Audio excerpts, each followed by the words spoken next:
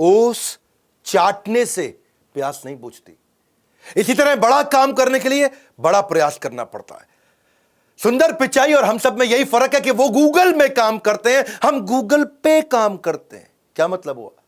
यही फर्क है कि वो गूगल के लिए काम करते हैं और हम काम के लिए गूगल करते हैं। बात करेंगे सुंदर पिचाई की। 10 जून यानी कि अभी बस इसी हफ्ते सुंदर पिचाई का जन्मदिन है। हमारे साथ ट्विटर पे ज्वाइन करिएगा। 10 जून 1972 को उनका जन्म हुआ चेन्नई के अंदर एक गरीब परिवार में। उनके पिता रघुनाथ वो जूनियर इलेक्ट्रिकल इंजीनियर थे। 2 रूम के मकान में रहते थे, उसमें से पूरा खानदान 1 रूम में और 1 रूम किराए पे दिया हुआ था। पैसे की इतनी तंगी हुआ करती थी। IIT खड़गपुर के पढ़े हुए, स्कॉलरशिप से स्टैनफोर्ड गए थे बाद में। IIT खड़गपुर के बाद उनको पूरी स्कॉलरशिप मिली थी। पढ़ाई का खर्चा, वहां पे रहने का खर्चा, उधर जो भी खाने पीने का खर्चा, वो सब स्टैनफोर्ड ने उठाना था। लेकिन आपको आने जाने का टिकट का खर्चा खुद करना था।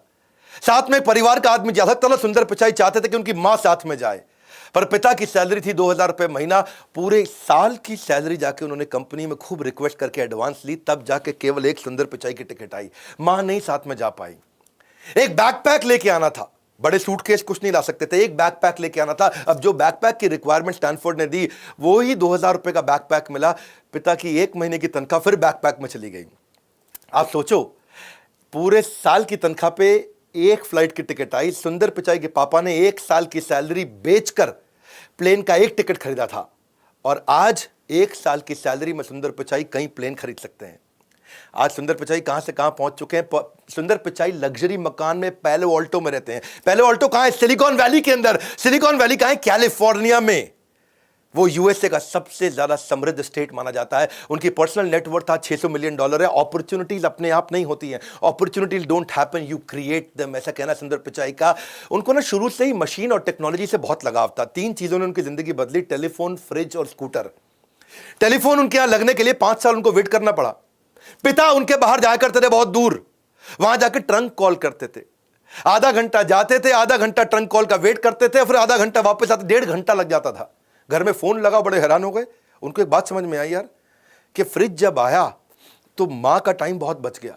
माँ पहले फल सब्जी लेके आती थी, फिर नाश्ता बनाती थी। माँ फिर फल सब्जी लेके आती थी, किचन साफ करके फिर खाना बनाती थी। माँ फल सब्जी लेकर के आती थी, किचन साफ करती थी, रात का खाना बनाती थी, पूरा दिन निकल जाता था। जब फ्रिज आया तो माँ बच्चों को टाइम दे पाई। जब घर में स्कूटर आया तो पिता बच्चों को टाइम दे पाए। तो उनको एक बात समझ में आ गई कि भैया मशीन से ना टाइम बच जाता है, टेक्नोलॉजी से टाइम बचता है।